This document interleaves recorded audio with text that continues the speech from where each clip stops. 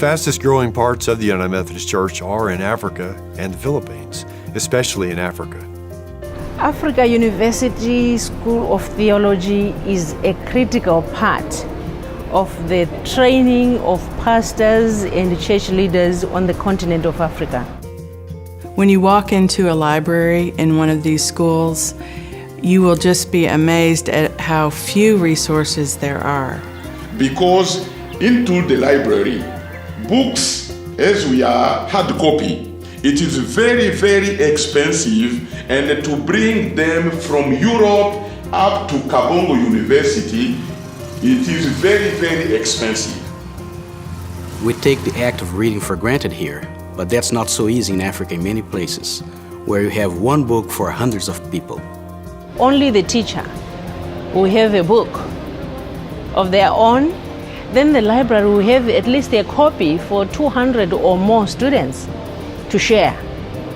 So it is a situation, a dire situation. We were leading a 3-day writing retreat for faculty, pastors, lay people in Liberia. When the idea just occurred to us, it was sort of a God moment.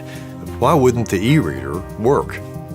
For one thing, you can put so many books on one e-reader.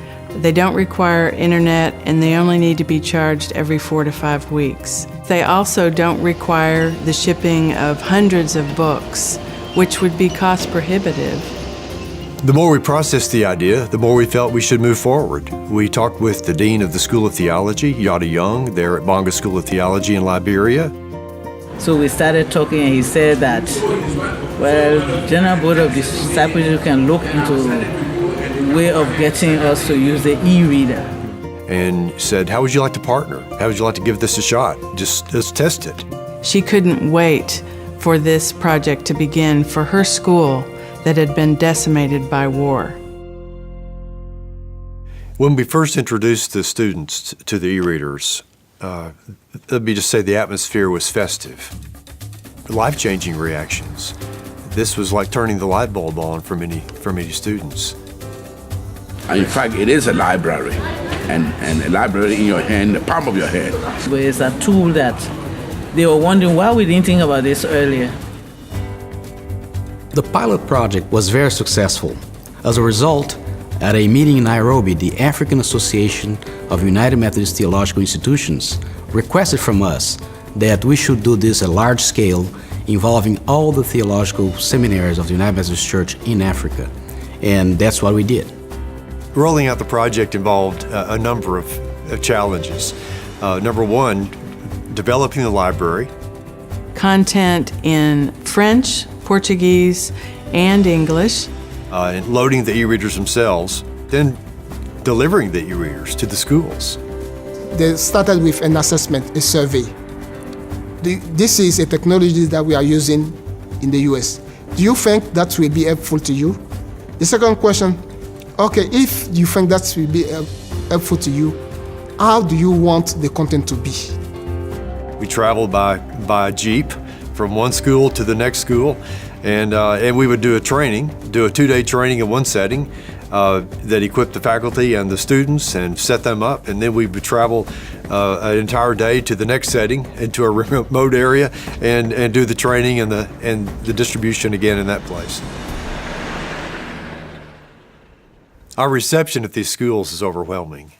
The people are very excited. This is such a revolutionary breakthrough. And so they're ready with choirs and banners, and they're rolling out the red carpet because this is bringing in a whole new day for them. It's important to note that the students all contribute to their own e-readers according to their ability to pay.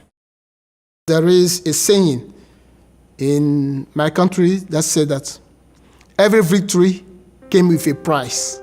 Whenever you contribute, you give value to it, and you will take ownership. And the good thing is, when they graduate, they take the e-reader as their library going to their parishes or to the communities they are going to be working. The result of all that is better pastors, pastors who understand their faith with understanding. One of the most exciting things about the e-reader for me is the idea that it's a distribution system for African scholarship. They write, and their scholarship can go right into the e-reader. And these e-readers are all related through us in a way that this allows them then to share their scholarship, exchange their ideas. This is something that, again, this has never been done before. We started working with a few theological schools in the Philippines at their request because they really had the need for more materials of the Wesleyan movement of the Methodist theology. You know, you could just feel the joy in seeing those books for the very first time and the chance that they could bring them home and study them or follow what the professors were telling them. We started with one school, 20 faculty, and 120 students. And now we're dealing with 18 schools with more than 400 faculty and thousands of students who have access to the e-reader. To me, the e-reader project has brought a new revolution into the theological learning. E-readers is like a solution to our need and to our problems. Because our students now have resources, they are now at the same level with those who are in the Western world where they have resources at their disposal. They don't even have to worry to go and fight for the one book in the library. They now have the library in their hands. It's very important for me to give credit to the agencies that have worked together to make this possible. Without them and without the donors who've really pitched in, both donor churches as well as donor individuals, this project would not have been possible. And our deep hope is that we can extend the e-reader project to other just as needy constituents. Now that we've seen the impact of schools that know that it's possible to have access to resources, and now that we've seen ourselves that it's possible to go about this in a sustainable way, there's no turning back. There is no words that we can use except merci. Thank you in French, because they made this sacrifice for people that they don't know to have access to better theological education and be able to shape the future of the church and why not the future of the world. It's a priceless gift. Thank you.